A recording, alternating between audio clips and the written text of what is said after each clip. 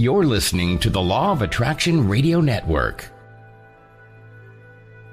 Are you tired of the I can't mindset? The I'm not good enough mindset? Do you feel like your negative thoughts control your life? Well, you came to the right place, because in the next 30 minutes, you will learn how to break free from the limiting mindset of anxiety, fear, victimization, depression, trauma, and self-hatred by reprogramming your subconscious mind.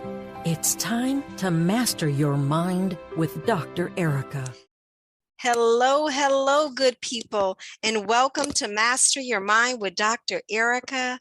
I want to say I am grateful for this new year, 2022. I don't know what it is about it, but I just have this wonderful, amazing energy feeling, vibrant feeling that the best is yet to come. And I'm just excited. I'm excited about life. I'm excited that I made it through 2021 because it was a very challenging year. And I'm super excited to share that I just started a 21-day detox with Wakana, the online CBD dispensary company that I have my dispensary with. And it's really about health, wealth, freedom, and just abundance. And, with this 21-day cleanse, it's all natural, organic fruits and vegetables, plant-based herbs to help detox. And it really is about bringing our bodies back into balance. And, weight loss is just a side effect because you're eliminating so many of the toxins that are in your body and the waste that's in your body. And so my special guest is the Leonard Perlmutter, otherwise known as Ram Lev, and he is back for part 3. I have to say, I love this man. He just, his voice, his wisdom, his spirit, his energy is just, it's so comforting and it's so beautiful. And so I'm excited to have him back for part 3 and talking about this collective consciousness. His book, Your Conscience, The Key to Unlock Limitless Wisdom and Creativity and Solve All of Life's Challenges, is such just a simple but fascinating information and knowledge that he's sharing. And it really is in alignment with what I'm doing with my 21-day detox challenge when I attend the Sunday meditations that he offers free by Zoom. This is all a part of our growth, changing our minds, changing how we understand and what we believe and what we think. It's transformational. And so I just want you to really get involved, find out more about me and what I do, my CBD, on my website at healthyminds.expert. And before I go any further, I want everyone to take a deep breath and blow it out one more time.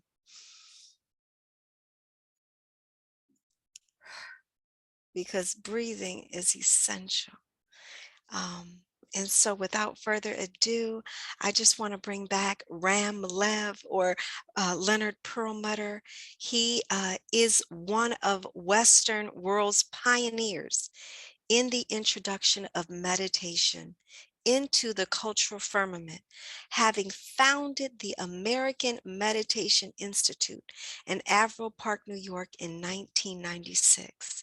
His courses are now approved and accredited by the American Medical Association, the American Nurses Association, and he also serves as the author and editor of Transformation, the Journal of Meditation as Mind, Body, Medicine. Again, he has been serving for years, decades, and his goal is really to help people awaken their consciousness and really begin to live a more simple and happier life. And so without further ado, welcome back to my show. Thank you very much. Thank you for the invitation. It's always a pleasure to be together. And so we were talking a little bit off the air about, just this concept of detoxing our body, detoxing our minds, and just meditation. And so I know tonight, even though we will be, this won't air until after tonight, you're hosting a New Year's celebration by Zoom that will be accessible on your website and your YouTube channel. But can you tell us a little bit about what that celebration will be about? And I will certainly be there, and I'm excited. Well, it's really going to be about setting aside New Year's resolutions in favor of New Year's experimentation. So rather than making a really powerful New Year's resolution that may or may not happen, if we can learn to experiment using our conscience to determine our thoughts, our words, and our actions with small, seemingly easy little steps, there's a beginning and a middle and an end, and the experiment is not forever, and it will be pretty quick. And you, the experimenter, as well as your ego, your senses, and your unconscious mind, will experience something pleasant. So they will trust you, and they will trust the conscience more after you experiment. And then, of course, you can create another experiment that has a beginning, a middle, and an end, and it's not forever. And then you can do another experiment and another experiment. And pretty soon you have a new habit, and it's healthy, and it's life-affirming. And it was relatively easy to create. So we're going to have a webinar where we're going to have a panel of yoga scientists who have been experimenting for years, really, with small little experiments that they have created for themselves using their conscience, and they will explain what they've experienced. And so it would be wonderful if you could join us at any time. As Dr. Erika has mentioned, it's going to be on YouTube. It'll be available at our website. And it's going to be a webinar about learning to experiment with change.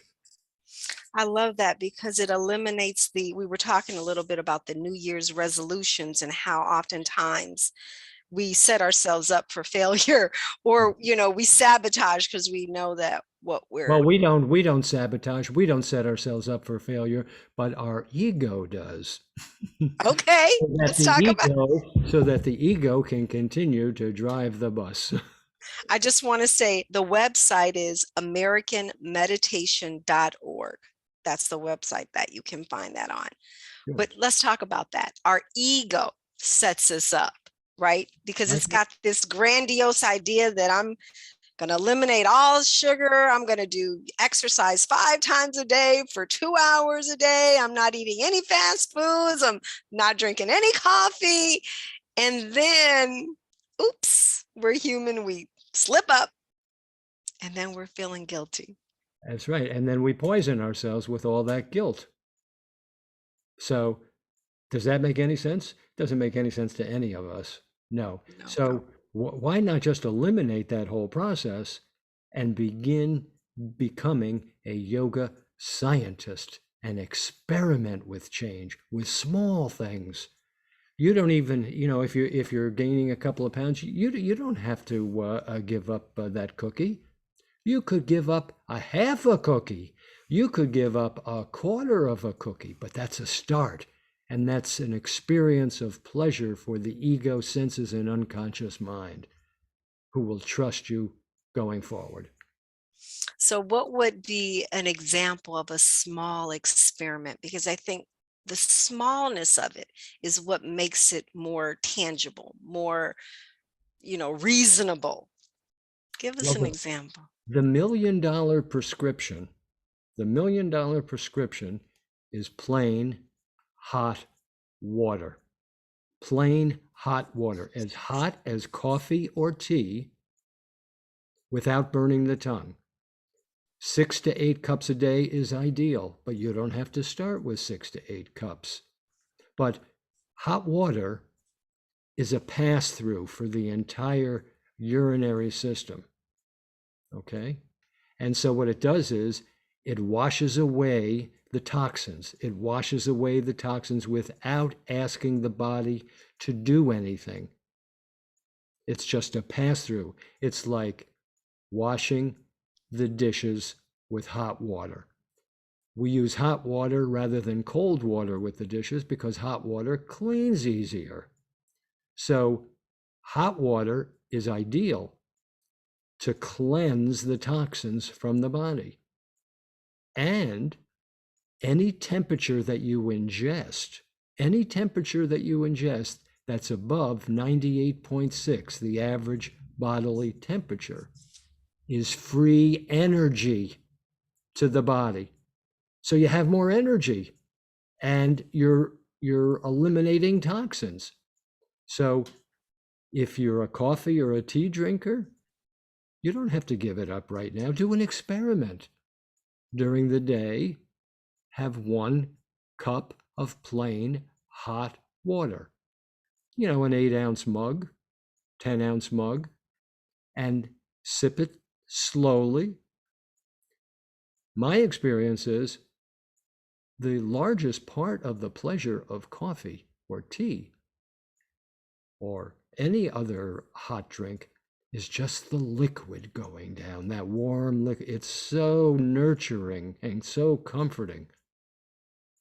I have to agree with you. And I'm sitting here smiling because I've done that. When I said, okay, I'm going to give up the coffee because when I go without it for a period of time, I get headaches. So I'm Mhm. like, this is a sign that my body's telling me this is not working for you. So I started replacing it with the warm water because what I realized is I love the feeling of the warm water and I can feel it literally just I can follow my digestive tract because I can feel it. Um and it does make a difference. I want to tell you a little story. It just came into my awareness, a memory. Janice and I, my wife and I, went to Memphis, Tennessee a couple of decades ago to visit Graceland, uh, the house of Elvis Presley. We got there in the evening and we went to a Chinese restaurant. And is the tradition in the Chinese restaurant, a young waitress came over and asked us, would we like tea? Generally, that's what the waiter or the waitress does. They ask, tea, would you like tea? And I said, no, we'll both have a cup of hot water. And there was a mixture of tears running down her cheek as well as laughter, and she ran away giggling. The owner of the store came back, of the restaurant, came back a couple of moments ago to explain what had happened.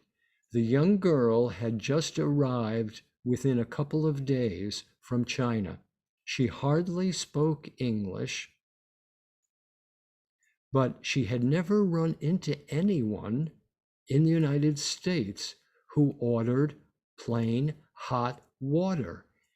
And he said to us, the owner of the restaurant, this young girl's grandmother always drank plain hot water because it was healthy for her. Wow. And here, all the way in America, somebody is drinking plain hot water. She was touched. She didn't know how to react and she couldn't speak the language. Wow. So it's Wow. an old health tonic. And it's just plain hot water. I love that. I And it's love free that. energy. Yeah. We were talking about how, you know, what you just like the thoughts that you choose to think can uh give you toxic emotions or give Mhm. you, unhealthy experiences of emotions and of yourself. It's the same thing with food. Absolutely. Going through this detox, you the the the natural organic fruits are so alive energetically that when you juice them and you drink them, you can feel, Hmm. it's amazing how vibrant your body feels. Well, that brings me back to something that you and I have talked about in the past, and that is that Einstein's formula, energy equals mass or matter times the speed of light squared, E equals mc squared. That formula indicates to us that matter or mass equals energy. And you and I bet our lives on it every morning when we have a bowl of oatmeal or some cornflakes for breakfast. That matter that we are ingesting in the form of food can express energy in different ways. Different forms of matter can express energy in different ways. Some healthy, some not healthy. So food is medicine, and we need to experiment with certain foods. Just because the ego, the senses, and the unconscious mind loves a certain food doesn't necessarily mean that that matter, that food, is going to express itself in a healthy way in your body. You need to experiment to find out. And it becomes endlessly interesting and entertaining to experiment with food and to find food that loves you, that loves your eyes, that loves your heart, that loves your lungs, that loves your liver, that loves your joints, that loves your muscles, rather than just eating food that your ego, senses, and unconscious mind love. And, we talk about this collective consciousness and really awakening to being more mindful of our thoughts, more mindful of our emotions, and choosing healthier emotions, more mindful of the foods that we ingest. And I think a part of this consciousness is realizing that we have a choice. We have a choice. We don't have to buy into what we've been programmed. That's right. That's right. So, one of the most profound realizations that came to me during my spiritual journey was a very simple statement, and it is every thought that comes into your awareness is only a suggestion of what to give your attention to. It is not an imperial command. Every thought is only a suggestion. It is not an imperial command. But when a thought comes, it is a little package of my creative energy that can express itself in a number of ways, some healthy, some not so healthy. How am I going to know the difference? If I rely entirely on people outside of me to determine that, I'm going to experience pain more often. But when the thought comes, if I go deeper into my core, to my inner wisdom, reflected by the conscience will then tell me if this thought should be expressed through my speech and action in order to enable me to fulfill the purpose of life without pain, without misery, and without bondage. Or if I should say, thank you, but I have no use for this at the present time. That means that we are becoming free.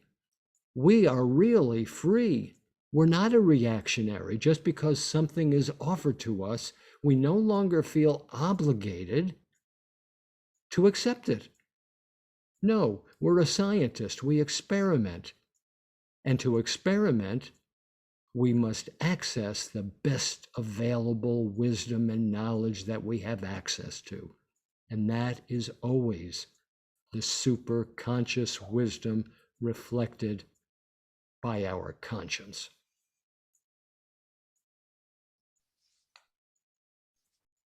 So let's talk a little bit about how do you get in touch with that? Because I think so many people, like you say, take the suggestions of those thoughts that come in or the suggestions of those emotions that they feel and they run with them. They don't question them. They don't detach to say, is this going to serve me in a healthy way? Is this going to support my higher good? But sometimes they're not even aware. One of the things that we talked about was meditation, which is, a science.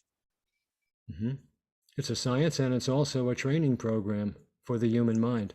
It's a training program for the human mind. It provides us life skills that we desperately need, especially in this time where we're bombarded every second with information. We have information overload. We don't have the processing capacity in an intelligent, wise manner. So we just accept other people's opinion. The loudest, pushiest voice gets approved. But that's not a very scientific way of dealing with life. No. But meditation trains the mind. No one has ever taught us how to train the mind other than in school. And what have we learned in school? We have learned to train just a very, very, very small portion of our mind, our conscious mind. And we do that through what? Memorization. In school, we're taught to memorize and memorize and memorize. And that becomes something that is stored in our unconscious mind. And if we can have these memorized thoughts centered on different categories that have a practical commercial application, after we get a degree, we'll be able to get a better job. But we're still not making good lifestyle choices. We're still not healthy. We're still overweight. We still might have high sugar or blood pressure. So meditation provides us skills to be free, to make conscious, discriminating choices that will always enable us to fulfill the purpose of life. So let's try to deconstruct this meditation process. What happens in meditation? Well, if the truth be known, we meditate in various ways without even knowing it throughout the day. Anytime we are dealing with anything or anyone that we profess to love, I'm talking about, I love this woman, I love this man, I love this child, I love this ice cream cone, I love this book, I love this movie, I love this sunset, I love this walk on the beach, I love this tennis game, this golf game, this baseball game, this football game. You see, anytime that we say we love something, something is happening in the mind. And what is it? Whenever we love anything, automatically, the energy of the mind is concentrated down to one point. And in that one pointed attention, a bliss and fullness from our essential nature of consciousness echoes into our awareness. And in that moment, the ego comes right forward and says, oh, It's the man that made you happy. It's the woman that made you happy. Oh, it's the book that made you happy. Oh, it's the movie that made you happy. Oh, it's the ball game that made you happy. No object and no relationship in the world has any power to make us happy and blissful and full. That's our nature. It's the nature of consciousness that is within us, that is us. But we experience that bliss when the mind is one-pointed. So when we sit for meditation, we give an object to our mind to the exclusion of everything else. It could be the breath. It could be a mantra, a word or a series of words that contains the name of the supreme intelligence that we refer to as G-O-D. It's a perfect harmonic that always does three things for us. It generates love and fearlessness and strength. So the more that I am able to do that, and in the process, let go of any distracting thoughts or images or sounds. That's part of the meditation practice too. It's not that we want to get rid of all the thoughts. We want to learn how to direct the traffic appropriately. So as I'm giving my attention to the breath, the mind is calming down. Perhaps the mind generates a distracting thought. What's for dinner? Okay, it's just not appropriate right now. I don't push it away. I'm not angry at myself because I'm a poor meditator. I'm not a poor meditator. I'm just a human being who has a mind that is habituated to thinking. Okay, it's never been trained. So I honor the thought that appears. I offer it back to the origin from which it came. Everything comes from the one, G-O-D. And then I bring the mind back to the breath here at the bridge between the two nostrils. Attend to the inhalation and the exhalation. Not for an hour, not for a half hour, 60 seconds. Start with an experiment that's easy, 60 seconds, and see how you feel. And what that does is it provides us the skill of one-pointed attention. And as that skill deepens, it automatically creates a space between stimulus of a thought and my action in regard to that stimulus, my response. There's a space. Things slow down. It's like turning a movie into slow motion. And that space provides me something very, very valuable. It's my freedom of action to do what's going to be in my best interest. So when that distracting thought comes in meditation, I create that space between the stimulus of the distracting thought and my ultimate response. That freedom, that space between stimulus and response provides me the opportunity to check with my conscience. Hey, look, conscience, right now I'm supposed to be meditating on the breath here at the bridge between the two nostrils, and yet the mind has another idea, wants to change the channel. Is that appropriate or is that inappropriate? And the conscience, of course, will say, inappropriate. So I honor the distraction, I sacrifice it, and I bring the mind back to the breath. And I do that over and over again for just 60 seconds. It's easy, but it's very rewarding. So I've created the skill of one-pointed attention and detachment that provides me freedom. And the more that I do that, I create the muscles of willpower.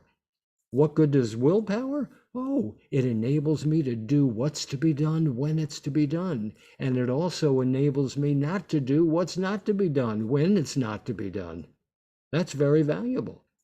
And what is the other skill that I receive?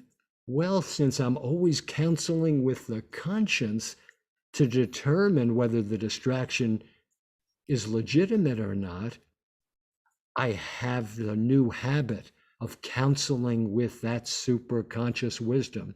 So in the process, I become more creative in every single kind of relationship. So the seated meditation for just 60 seconds trains the mind to be one-pointed, to be detached and to be free, to build the muscles of willpower and increase my creativity. And I can use all those skills in every single relationship. I love it. I love that. Okay. On that note, tell my listeners where they can connect more with you to get the book, to be on the Sunday meditations, and to learn more about the classes and teachings that you do. AmericanMeditation.org. That's our website, AmericanMeditation.org. And right on the homepage, you'll see a notice for our free Sunday guided meditation and conversation, just like Dr. Erika and I have been having today. And it's every Sunday from 9:30 to 11 a.m. Eastern Time. And on the following Monday, everyone who has attended or registered receives a free recording, which is really very helpful to be able to have for the week. So all the other possibilities, such as our webinar for experimenting, that's on the homepage too. I just want to say thank you. It is always a pleasure to learn from you and to talk with you. And I just want to say thank you for giving of your time and all of your wisdom. Thank you. Well, thank you for the invitation. I deeply appreciate it. Thanks for listening to Master Your Mind with Dr. Erika. We will be back next with another terrific episode that will allow you to master your mind. Please visit hemphappier.com for more information about Dr. Erika and CBD oil. See you next week.